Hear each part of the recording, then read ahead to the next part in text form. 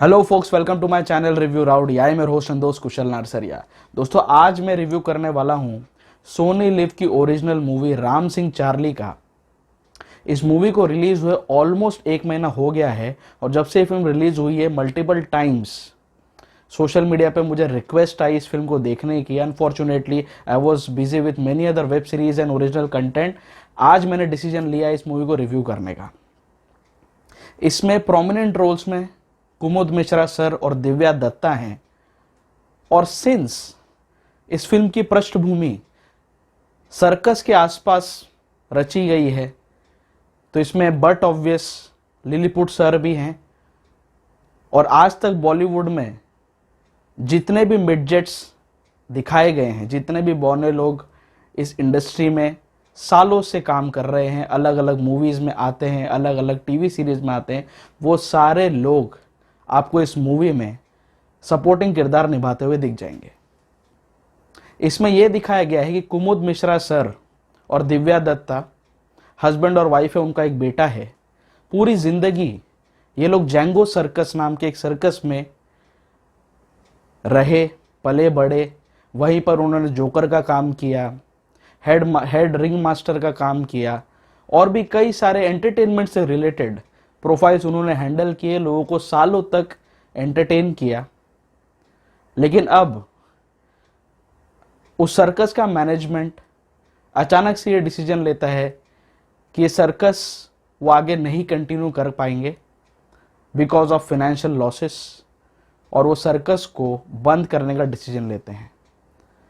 जितने भी लोग उस सर्कस से एसोसिएटेड हैं, कुमुद मिश्रा की पूरी फैमिली, लिलीपुट और भी जितने लोग वहां रह रहे हैं, सभी को 3 महीने का सीवियरेंस पे देकर मैनेजमेंट उनसे छुटकारा पा लेता है।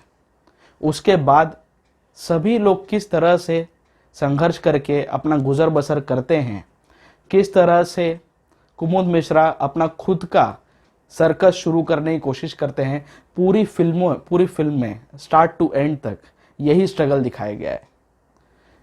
ये फिल्म सिर्फ 1.5 घंटे की है, लेकिन इसमें कई सारे पॉइंट्स हैं सर्कस से रिलेटेड, उनकी दयनीय स्थिति से रिलेटेड, जो उजागर किए गए, जो लाइमलाइट में लाए गए।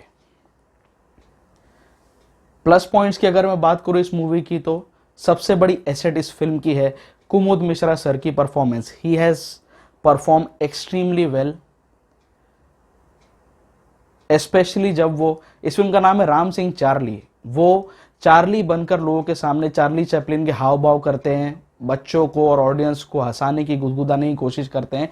तो जो चार्ली के अवतार में जो 2-3 सीन उनके लिए गए हैं, बहुत ज़्यादा कन्विंसिंग लगे। उसमें वो बहुत मेहनत की है उन्होंने इस रोल के लिए, जो स्क्रीन पे काफ़ी ज़्यादा एविडेंट है।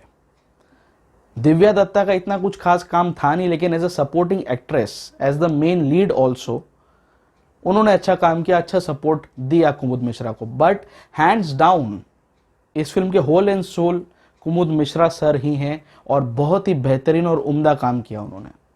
लिलीपुट और बाकी के सारे लोग जो सालों से करते आए हैं, उनका वही काम इसमें भी रिपीट हुआ, ज़्यादा फोकस उनके ऊपर था नहीं।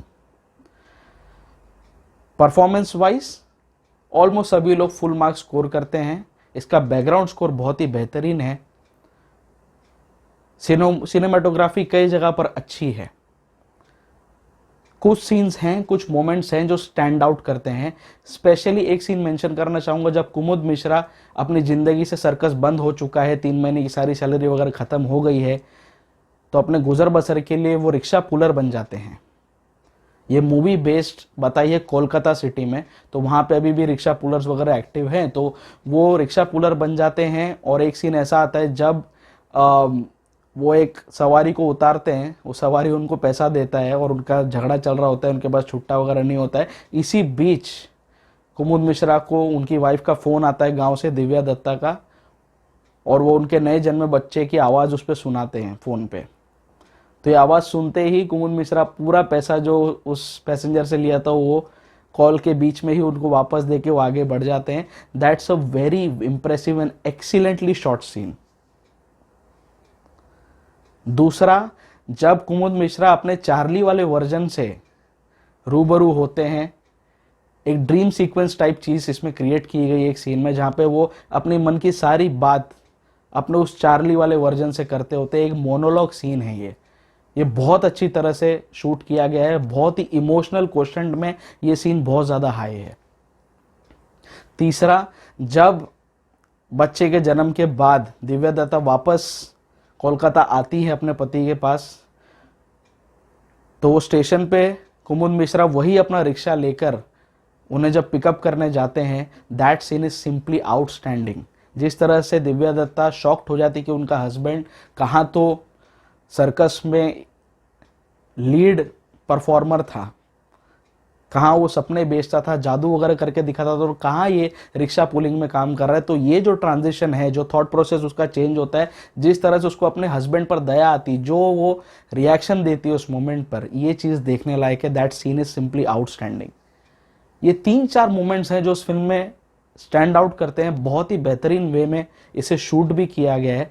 लेकिन इस फिल्म की सबसे बड़ी प्रॉब्लम यही है, ये मैसेज तो अच्छा देती है, ये सर्कस की दयनीय स्थिति आज सोशल मीडिया के एज में, जहां सारे लोग लॉकडाउन में, तो खैर अभी लॉकडाउन का बहाना हो गया, but since last couple of years लोग एंटरटेनमेंट के नाम पर सिर्फ और सिर्फ या तो मल्टीप्लेक्स जाते थे या घर पे बैठ के किसी ओटीटी पे, नेटफ्लिक्स, अमेजॉन प्राइम, हॉटस्टार वगैरह पे अपना एंटरटेनमेंट करते थे, वेब सीरीज देखकर, मूवीज देखकर। इन सारी चीज़ों के बीच सर्कस कहीं ना कहीं लास्ट कुछ सालों से बहुत ही दयनीय स्थिति में चल रहा है। धीरे धीरे ये दम तोड़ते जा रहा है। बहुत सारे सर्कस के ओनर्स कुछ ना कुछ नया लाने की कोशिश कर रहे हैं, वर्ल्ड क्लास लेवल का सर्कस यहाँ पे लाने की कोशिश कर रहे हैं, टेंट में एसीज तक लगवा रहे हैं ताकि ऑडियंसेस वहां पे आए, but still the footfalls are decreasing with every passing year. So यही स्थिति जो इसमें दिखाई है, ये चीज अच्छी है, लेकिन ये मैसेज लास्ट तक कंटिन्यू नहीं किया गया। आप अपने काम से प्यार करते हैं, उसे अपना पैशन बनाते हैं, ये बहुत अच्छी बात है, लेकिन प्रॉब्लम तब आती है जब आपका पैशन आपका ऑब्सेशन बन जाता है। ये फिल्म लिखी है और डायरेक्ट की है शारिब हाशमी ने। He is one of the directors, writers, और मेनली ये मिस्टर कक्कड़ ने डायरेक्ट किए, लेकिन Sharib Hashmi is very closely associated with this movie. Screen play, dialogues वगैरह में सब में उनको क्रेडिट्स दिए गए हैं, तो विच is a very impressive shot. अच्छा लगा, मैंने एक्सपेक्ट नहीं किया था कि शारिब में इतना टैलेंट है कि इतनी अच्छी मूवी बना के वो हमें दे सकते हैं, इतना अच्छा स्क्रीन प्ले, इतने अच्छे डायलॉग्स वो लिख सकते हैं। लेकिन लास्ट के जो 15 मिनट हैं, इसमें सारी खिचड़ी बन के रह गई। जहां पर ये लोग एक लेवल पर ऑडियंस को इमोशनली कनेक्टेड रखे सर्कस की बुरी हालत से, सर्कस को वापस खड़ा करने के लिए क्या क्या जद्दोजहद कुमुद मिश्रा सर करते हैं इस मूवी में, उससे ऑडियंस एज अ व्यूअर में कनेक्टेड था। I was emotionally invested. But last 15 minutes में जो हुआ, जिस तरह से कुमुद मिश्रा के लिए चीज़ें कन्वीनियंट हो गई, जिस तरह से उनके सबसे खास दोस्त का हृदय परिवर्तन हो गया, जिस तरह से उसका बिहेवियर चेंज हुआ, एवरीथिंग लुक्स वेरी सुपरफिशियल। इसका क्लाइमैक्स देखकर इसका स्टार्ट एकदम ही अलग लगता है। There is nothing which is been in tandem, मतलब एकदम पोलराइजिंग लगता है। स्टार्ट से लेकर आप मूवी में सर्कस की इंपॉर्टेंस दिखा रहे हैं और लास्ट में आप ये दिखा रहे हो कि आर्टिस्ट के लिए आर्ट ज़्यादा इंपॉर्टेंट है सर्कस से भी ज़्यादा इंपॉर्टेंट। तो जिस जद्दोजहद में पूरा 1 घंटा 15 मिनट कुमुद मिश्रा ने अपने आप को इन्वेस्ट किया, लास्ट 15 मिनट में he became so egoistic, so self centred कि उनके लिए उनकी खुद की कला, उनकी खुद की परफॉर्मेंस सबसे ऊपर आ गई, सर्कस से भी ऊपर। सो ये जो ट्रांजिशन दिखा है ना, ये थोड़ा हरीड लगा। थोड़े कुछ बोलते हैं ना, पहले से कुछ ये लोग हिंट दे देते कि इस डायरेक्शन में कहानी मुड़ रही है, तो थोड़ा एज एन ऑडियंस में मेरे लिए गलीबल हो जाता। ये एकदम से सडन था। I never expected such kind of climax from this movie. मुझे लगा सब कुछ अच्छा हो जाएगा और सर्कस बन जाएगा and they will be back on track, but everything got belittled in the last 15 minutes. चीजें एकदम से बदल गई, which is not at all in the favour of this narrative. ये लास्ट के 15 मिनट, इसके पूरे 1 घंटा 15 मिनट की मेहनत को पानी में डाल देते हैं, उसे बिलिटल कर देते हैं। फिल्म एकदम ज़्यादा डायरेक्शनलेस हो गई, जिस वजह से इसका इम्पैक्ट मेरी रेटिंग पर भी पड़ेगा। So my rowdy rating for Ram Singh Charlie, which is a Sony LIV original movie, will be just 3.5 out of 5। अगर लास्ट के 15 मिनट सुधार दिए जाते, मैं इस फिल्म को 4 और 4.5 स्टार की भी रेटिंग दे सकता था, बट 1 स्टार मैंने सिर्फ और सिर्फ काटा है, ऑलमोस्ट 1.5 स्टार मैंने काटा है सिर्फ और सिर्फ इसके लास्ट 15 मिनट की मीडियोक्रिटी के लिए, इसके लास्ट 15 मिनट के डायरेक्शन के लिए। But the movie is very much watchable. अगर आपने अभी भी नहीं देखी है तो आप सोनी लिव पर इसे ज़रूर देख सकते हैं। आई वुड अर्ज ये मूवी ज़्यादा से ज़्यादा ऑडियंस तक पहुँचे। कुछ लोगों का ओरिएंटेशन, मेंटल इंक्लिनेशन सर्कस को लेकर बदले, और अगर ये मूवी कुछ चेंज ला सकती है, अगर सर्कस के फुटफॉल्स बढ़ा सकती है post lockdown and post corona virus and everything, then it will be very good. It will be there, it will be there win. ये उसी इंटेंशन के साथ मूवी बनाई गई है और ये पर्पस सर्व हो तो बहुत अच्छी बात है। सो आपको राम सिंह चार्ली पर मेरा रिव्यू कैसे लगा? अगर आपने ये मूवी देख ली है और आपका रिव्यू, आपका फीडबैक मेरे फीडबैक से मेल खाता है तो प्लीज़ मुझे ज़रूर बताना नीचे कमेंट सेक्शन में।